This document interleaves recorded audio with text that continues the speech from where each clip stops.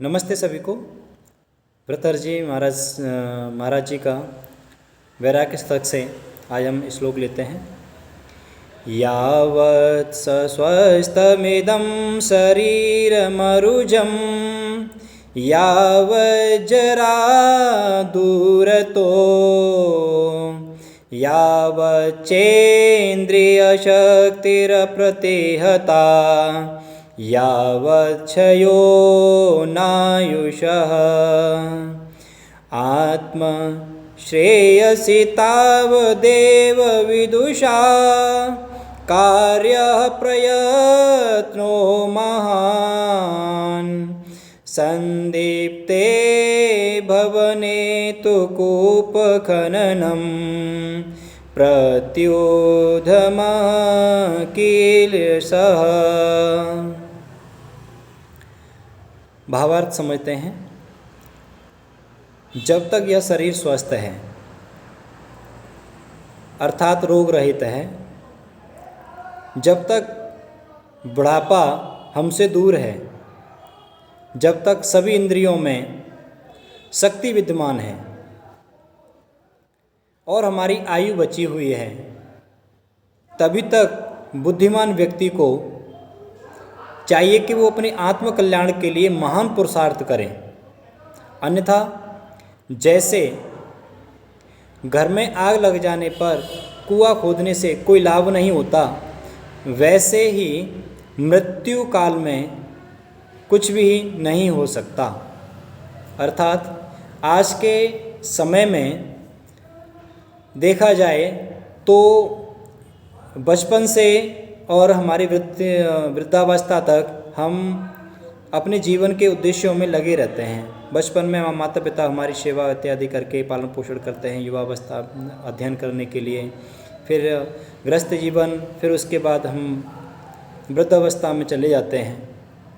तो आज क्या है, आज लोगों की मानसिकता ये है कि ईश्वरीय भक्ति अर्थात आत्मकल्याण के लिए जो हमारा जीवन हमें जो मिला है, मोक्ष की प्राप्ति करने का जो हमारा मूल उद्देश्य है, उसके लिए जो हमारा पुरुषार्थ है, जो हमारी मेहनत है, जो कार्य जो लोग करते हैं आज के युग में, वो केवल और केवल वृद्धावस्था में ही अक्सर किया करते हैं।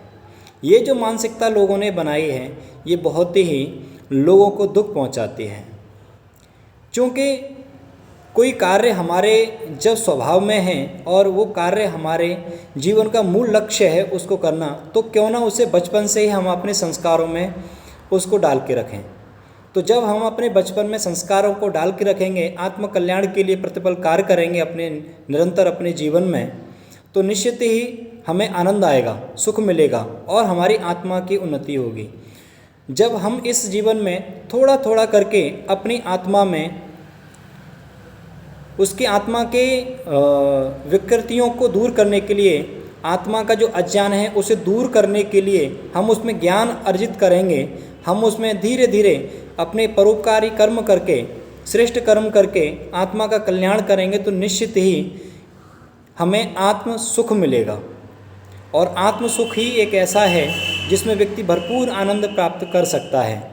इसलिए कहा गया, संकेत करते हैं भृतहरि जी कि हमारा शरीर में जब तक अच्छी तरीके से जान है, पुरुषार्थ करने की क्षमता है हमारे अंदर, शरीर में बुढ़ापा नहीं है, सारी इंद्रियां काम करने में सक्षम होती हैं, उस समय हम अपने आत्मकल्याण के लिए हम कार्य करें, मेहनत करें।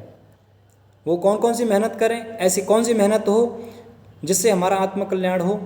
तो अष्टांग योग का मार्ग हम अपनाएं, क्रिया योग का हम मार्ग अपनाएं और यम नियम का अखंड पालन करें। बिना यम नियम के हम किसी प्रकार से श्रेष्ठ कर्म को अपने आचरण में नहीं लेकर के आ सकते।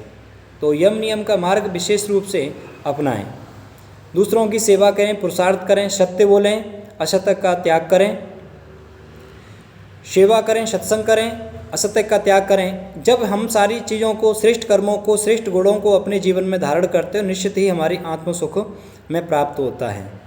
तो ऐसे भृतहरि जी हमें समझाते हैं और हमें इस समझ करके अपने जीवन में इसका आचरण करना चाहिए। आज के लिए इतना ही, आगे पुनः सभी को नमस्ते।